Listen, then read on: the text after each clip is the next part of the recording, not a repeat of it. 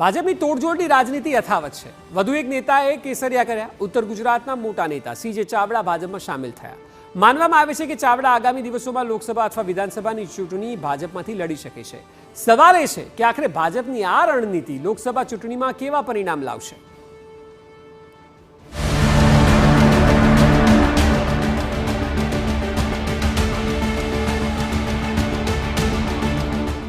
ઉત્તર ગુજરાતના રાજકારણમાં ખળભળાટ। શું હવે બદલાશે ઉત્તર ગુજરાતના સમીકરણ? હું મારી જાતને રોકી ના શક્યો અને ભારતીય જનતા પક્ષનો પ્રવેશ કરવા માટે પ્રલોભન થયું। કોંગ્રેસની આશાઓ પર હવે ફરી જશે પાણી। જેમને ચિઠ્ઠી પકડવામાં આવી તે મુજબનો તૈયાર પત્ર અત્યાર સુધીના તમામ રાજીનામામાં તમે જોઈ શકો છો। લોકસભા ચૂંટણીમાં હવે બદલાશે રાજકીય ગણિત।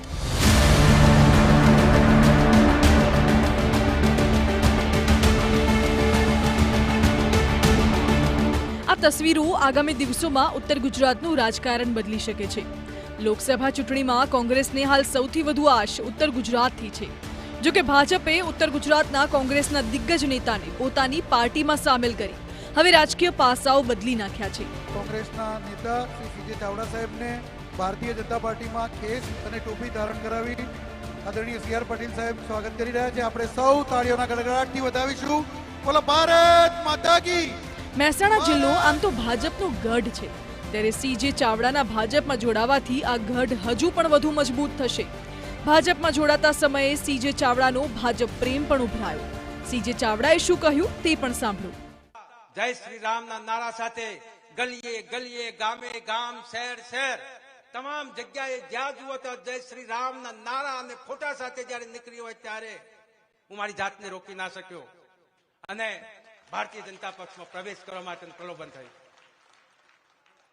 વિકાસની રાજનીતિ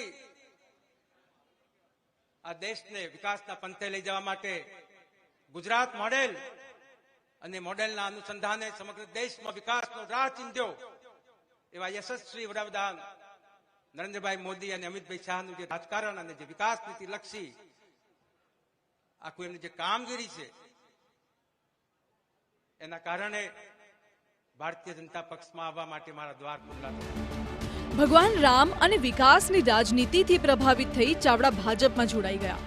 જો કે હવે સવાલ એ છે કે ભાજપ કેવી રીતે ચાવડાનો ઉપયોગ કરશે।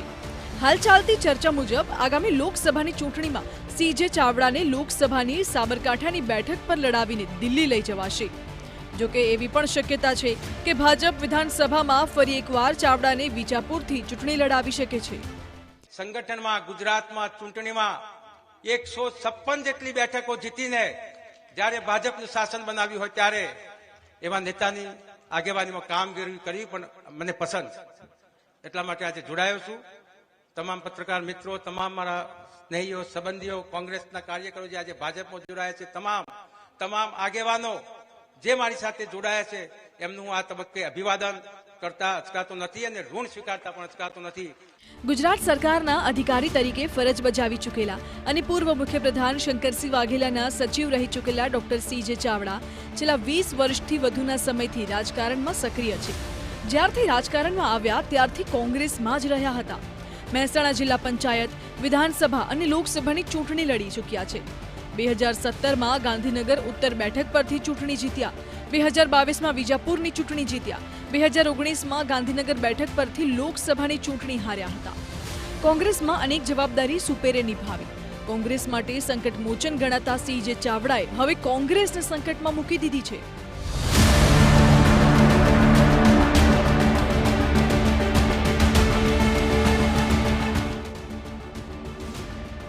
લોકસભાની ચૂંટણી નજીક આવી રહી છે, જેના પગલે ભાજપ હાઈકમાન્ડ ઇલેક્શન મોડમાં છે।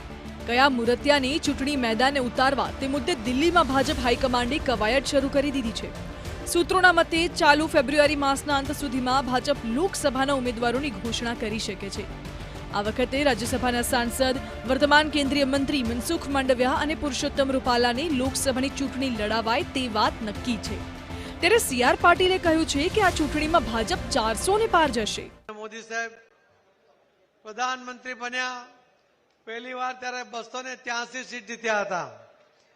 બીજી વાર 303 સીટ જીત્યા હતા, પણ ત્રીજી વાર 400 પારનો એમને એક ટાર્ગેટ આપીને જ્યારે હેટ્રિક કરવા જઈ રહ્યા છે, ત્યારે ગુજરાત ભારતીય જનતા પાર્ટી પણ 2 વાર 26માંથી 26 સીટ જીતી છે અને ત્રીજી વાર પણ ગુજરાત ભારતીય જનતા પાર્ટી આપ સૌના સાથ અને સહકાર સાથે 5 લાખથી વધુ મતોની સરસાઈ સાથે 26 સીટ જીતીને હેટ્રિક કરવા માટે આગળ વધી રહી છે.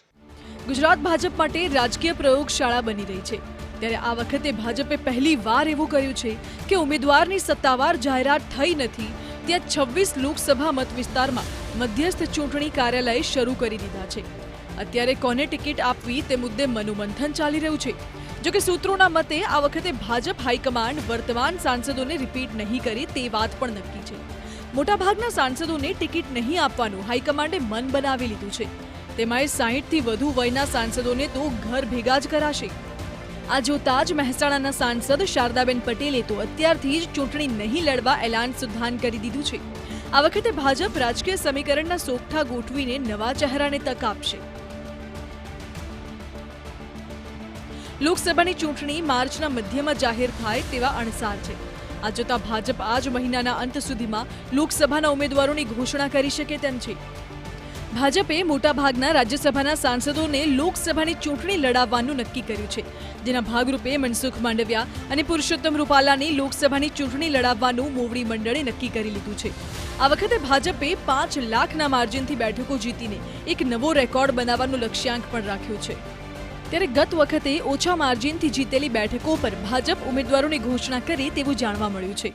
ગુજરાતમાંથી મનસુખ માંડવિયાની વાત કરવામાં આવે કે પુરુષોત્તમ રૂપાલાની વાત કરવામાં આવે, બંને નેતાઓને 2 ટર્મ પૂર્ણ થઈ છે, ત્યારે તેમને રાજ્યસભામાંથી ડ્રોપ કરવામાં આવે અને તેમની જગ્યા પર નવા ચહેરાઓને પ્રાધાન્ય આપવામાં આવે તેવું પૂરેપૂરું જોવા મળી રહ્યું છે. હાલાકી આ બંને નેતાઓને લોકસભાની ચૂંટણી પણ લડાઈ શકાય છે તેવી પણ ચર્ચાઓએ અત્યારે જોર પકડ્યું છે, પરંતુ ગુજરાતમાંથી જ્યારે 2 પાટીદાર નેતાને ડ્રોપ કરવામાં આવશે ત્યારે જે સમીકરણની વાત કરવામાં આવી રહી છે તેમાં એક પાટીદાર નેતા, તેની સાથે એક આદિવાસી સમુદાયમાંથી, ઓબીસી સમુદાયમાંથી અને એક મહિલાને પ્રાધાન્ય મળે તેવી ચર્ચાઓએ જોર પકડ્યું છે. ઉત્તર ગુજરાતમાં મહેસાણા, સાબરકાંઠા, બનાસકાંઠા અને પાટણ લોકસભાની બેઠકોનો સમાવેશ થાય છે.